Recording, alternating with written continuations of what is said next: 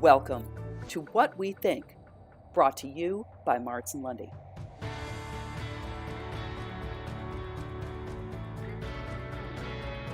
Marts&Lundy is a strategic consulting firm committed to advancing the field of philanthropy. We help mission-driven organizations build the capacity they need to achieve their highest potential. In this podcast series, our experienced consultants and special guests will share insights on current opportunities, trends, and challenges in philanthropy.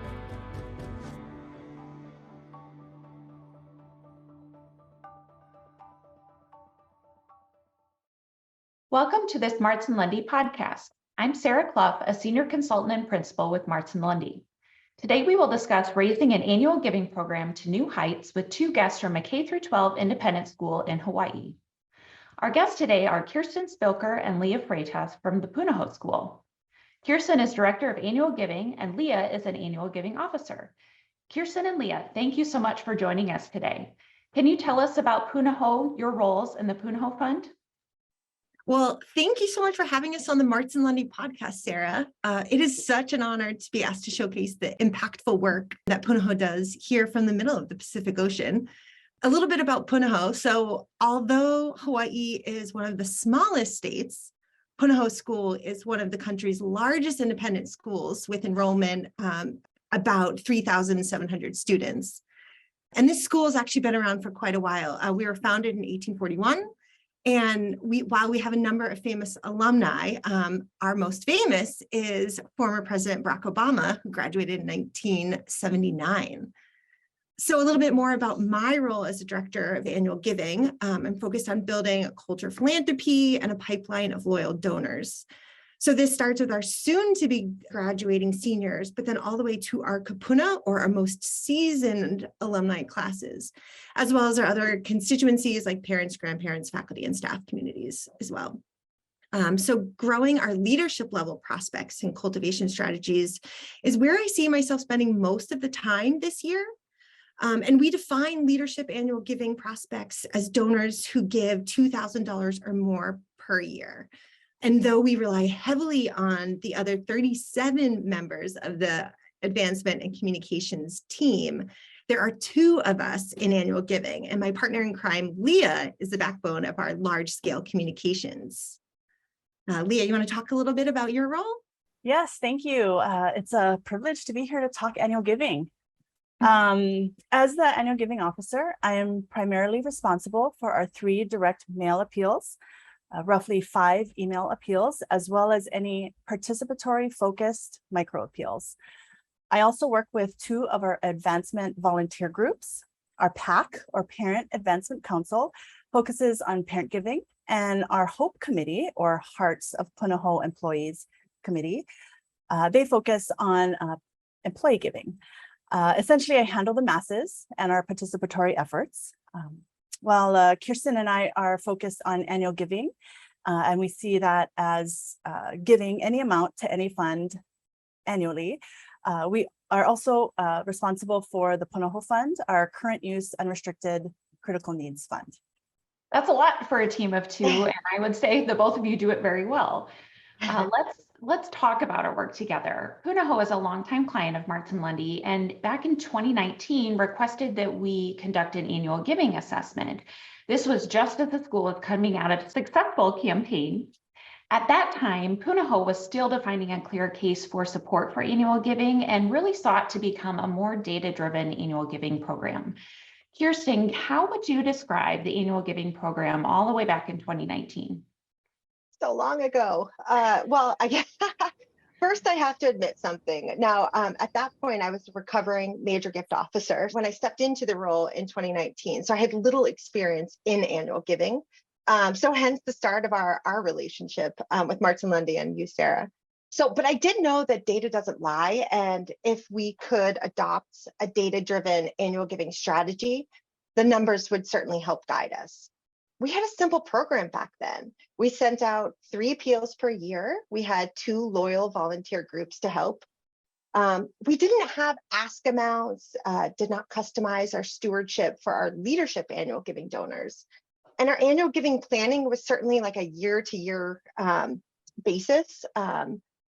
Now, also at the time, we were coming out of our first comprehensive campaign in Punahou's 175-year history. And we raised over $176 million, which was really incredible for us. We were going through a transition and development, and we had engaged our most loyal and generous donors, but needed to think deeply about the best way to build our groundswell of support at giving levels, every year. Great. So as you know, there were many opportunities for the Punahou Fund and for your team coming out of the assessment. Our primary recommendations were to develop a 3-year strategic plan, so more of that long-range planning that you just talked about. And that was really meant to increase year over year Punahou Fund revenue and donors. We also recommended defining the core case for annual giving at Punahou and to implement a data-driven approach to segmentation, strategy, and reporting. Can you talk to us about how the strategic plan came together and how you wove the case and data into the goals that you defined? Yeah, no, sure, absolutely. So yeah, in order to see where you're going, you first have to understand kind of where you're starting from. So our first step was to identify our revenue, our donor, and participation numbers from the past 3 years. And then we set goals for the next 3 years to identify the initiatives that we believed would help us kind of incrementally reach those goals. So once we did that, from there, we upgraded our appeals by working with a new print house that could do unlimited segmentation, variable copy, and photos. And at the time, unlimited segmentation was terrifying to hear. But thankfully, our print house could handle it, and we're used to it. But this would also allow for personalization, as much personalization as possible with our 56,000 contactable constituents. So then next we realized that we needed to track whether all of these initiatives and upgraded appeals are actually working and helping us attain our desired outcomes. So I believe it was at this moment that we realized we needed a project manager that was uber organized and extremely good with data and razor's edge. So that's when Leah arrived. Leah, you want to take it from here? Yeah. When I came on board, we were in year 1 of our plan. We were really focused on building structure within our annual giving team and our volunteer groups. So as to make sure that we're functioning efficiently, effectively, and increasing our bandwidth so that we can focus more of our time for high touch or top priority efforts. We also worked on identifying data needs and developing reporting so we can not only track progress, but use data to make strategic decisions and again, prioritizing those high ROI efforts. We started tagging all records with a personalized ask amount based on a constituent's giving history, as well as a behavioral giving attribute based on the number of years a constituent has given or not given. Mm-hmm. And finally, with so much invested in our appeals, stewarding donors so as to retain and upgrade them has been a priority. We took inventory of all our stewardship touches for all constituencies and all donor levels, and we created a stewardship matrix. And we really wanted to ensure we're stewarding through different channels. We're stewarding throughout the year and in ways that are meaningful.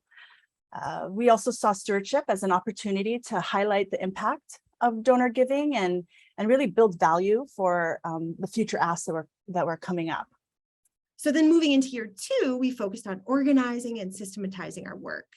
So that included building team capacity, implementing and improving our data usage and reporting, and then creating opportunities to show impact. We also expanded our appeals and used that giving attribute retention rate to determine if we needed micro appeals or more like peer-to-peer outreach.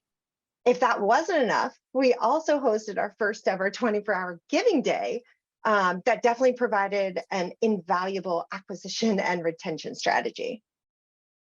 I remember when we were first planning that giving day and how daunting it was, but to see how far you've come through that and the success you've had with it, it has been so exciting to watch. I would say it's been really fun and rewarding to see all of the wins that your team has had over the last 2.5 years. Now I know you just finished up your FY23 calendar and goals. Leah, what is next?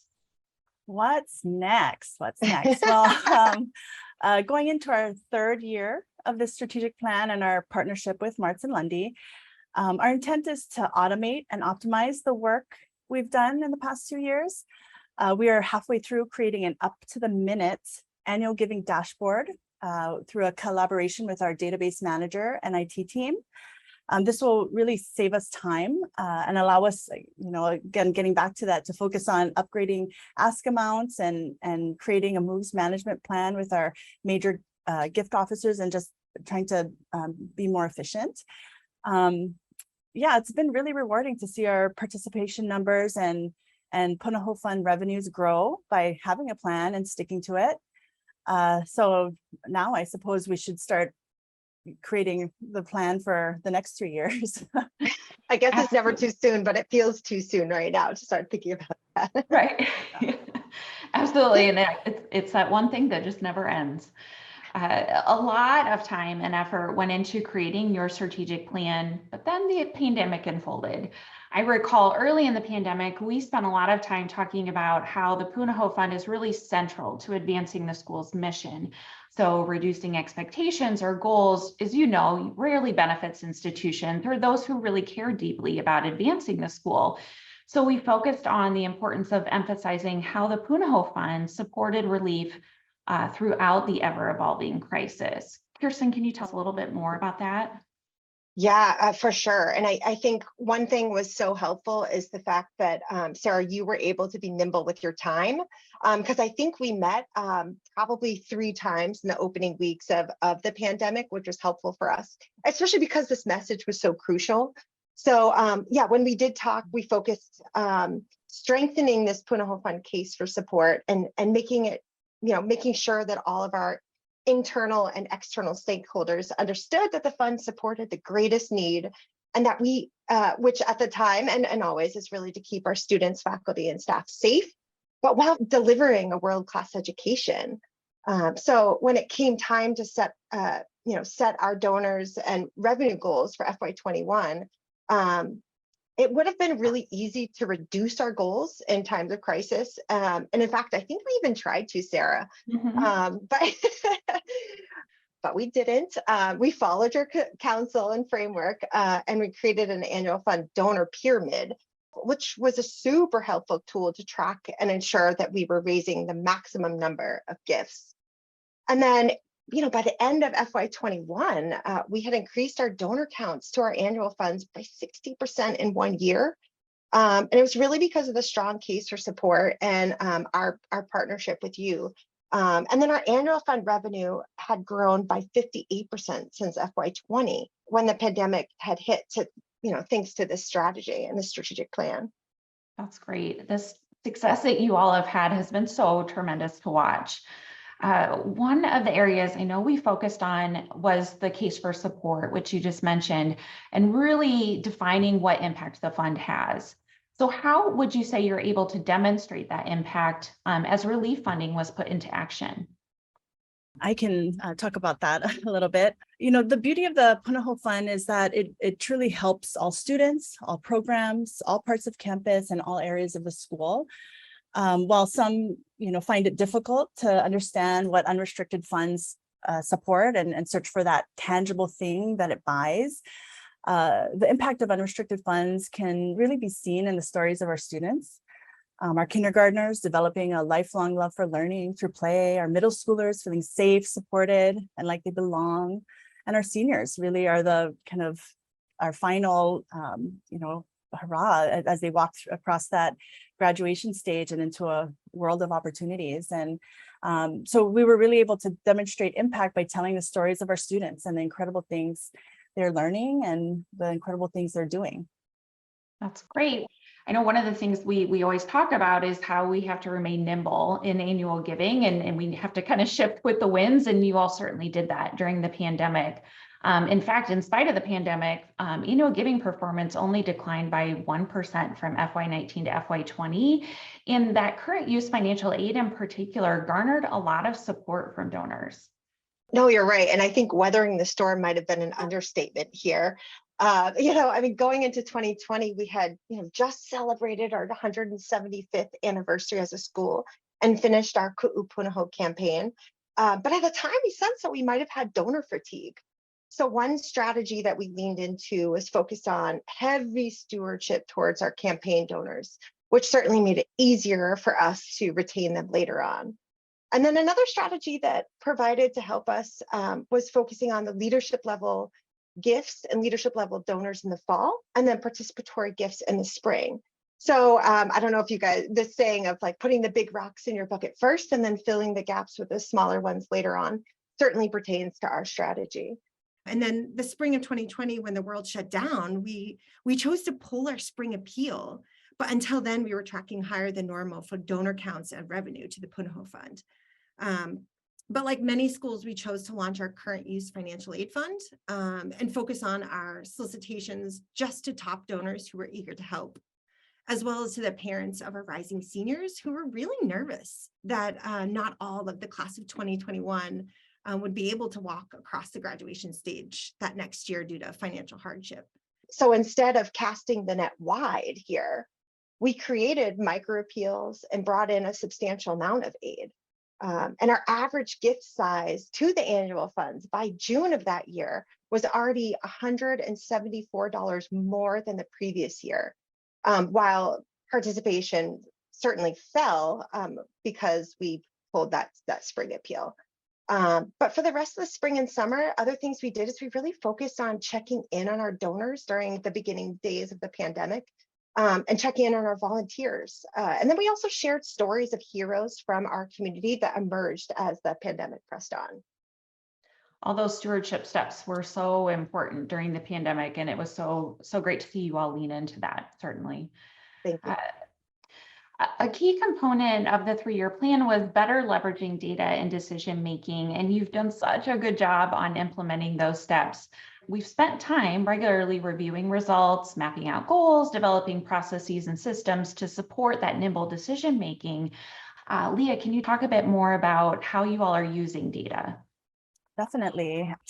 We have a dashboard for revenue, number of donors, and average gift by quarter, year to date and year over year. And this really helps us track throughout the year our progression toward our end of year goals. If we're falling behind in any area, we can then consider a micro appeal or manage expectations with our leadership.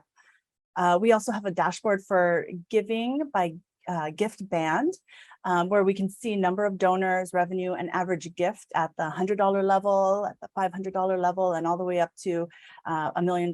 And this allows us to ensure a healthy giving pyramid, that we're working on our very top leadership donors to move the revenue needle, but also building our leadership donor pipeline by cultivating our mid-level donors. And of course, never forgetting about creating that groundswell with our lower level donors.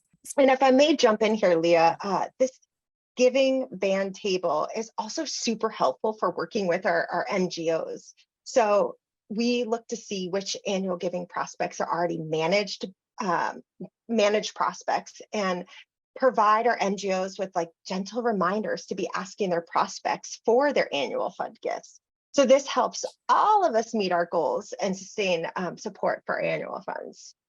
Yeah, that's a really good point. Another helpful upgrade in tracking our progress is that all constituents are assigned a giving attribute that identifies a constituent's giving behavior.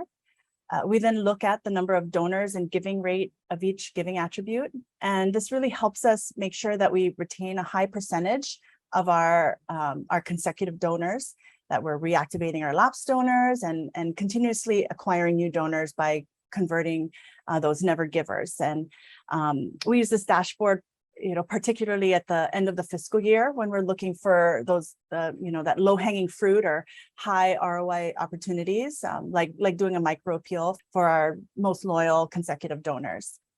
And finally, we have a dashboard for participation by constituency and also current parent participation by class. I want to highlight the current parent participation by class table. And this has been particularly useful in informing and motivating our parent volunteer group.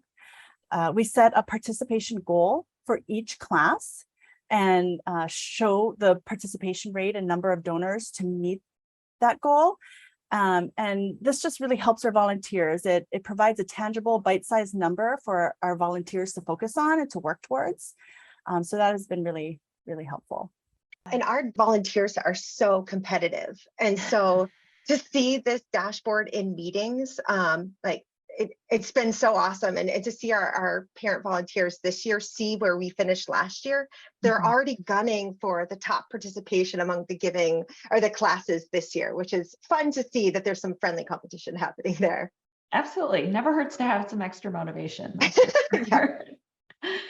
So really leaning into the data has worked so well for you all. As Kirsten, I think, mentioned earlier, you grew 58% in revenue from FY19 to FY22 and really reached an all-time high in FY22, which was so exciting to see.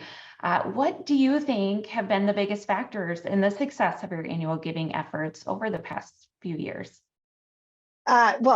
I'm going to take the big picture here, but certainly having a coach like you, Sarah, and Marts&Lundy to provide research on the latest trends and the gold standard examples assured us that we were on the right path. We also had amazing leadership here in our office or in advancement that were able to give us space to plan and analyze. Instead of always being reactive and kind of going as fast as we can, we always make sure we have time to sit and kind of absorb what we're seeing in the data. And then from a 20,000-foot view, I believe it's essential to build a team that has different strengths. Not everyone can be the visionary. You need the organizer, the optimist, the taskmaster, the convener, and the data people. It's funny, we actually just did a strength finder exercise in our department. And it turns out that Leah and I are a great fit for each other. I don't know, Leah, if you agree or not, but what other factors of success do you have? Yes, I agree. All of those things. I would also say that tracking data and using data to make strategic decisions and prioritizing high ROI efforts is important. Kind of focusing on those elephants instead of all the little rabbits. Using variable data to appeal to and steward the masses in a personal way has been key as well. I think building up our volunteer groups and utilizing the power of peer-to-peer solicitation has attributed a lot to our success. And finally, creating structure and efficiency so we're not, reinventing the wheel, but, continuously moving forward. I totally agree. Yeah. All really great and important factors. As we look to closing out, is there any additional advice that you would give to our listeners if they're looking to improve their results and their impact of their annual giving program?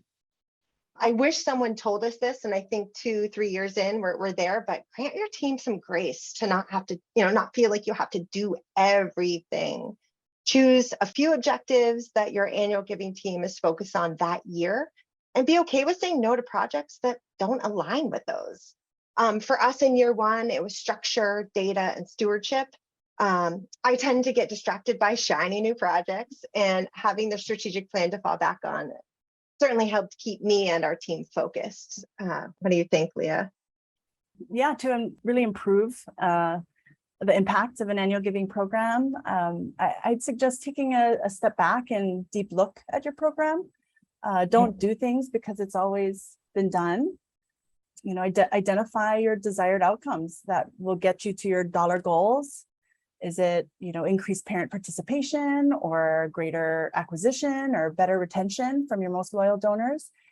And then prioritize the initiatives that can be directly linked to those outcomes. And that will, have the greatest impact on achieving your outcomes. This will be your roadmap, so to speak, and stick to the map. Try to minimize detours. There'll be detours, but minimize those and stay the course. And it's been so nice to have that map so that when we do see those shiny new objects, we can go back, remember what we're trying to do and make sure we stay on that path. 100%, 100%. Well, thank you so much, Kirsten and Leah, for taking the time to share your thoughts and experiences with us. Just to recap what we've covered today, articulating short and long-term goals, closely monitoring and evaluating your performance, refining your annual giving case for support to make sure it's still resonating with all of your audiences, and remaining nimble are really key factors to Punahou's ongoing annual giving success, which I'm sure will just continue. We really hope that Punahou's story resonates with other organizations seeking to elevate their annual giving programs. Mahalo, Sarah, for having us on this podcast. This was fun. It's been really fun. Thank you, Sarah. And thank you to our listeners. We hope you enjoyed this episode.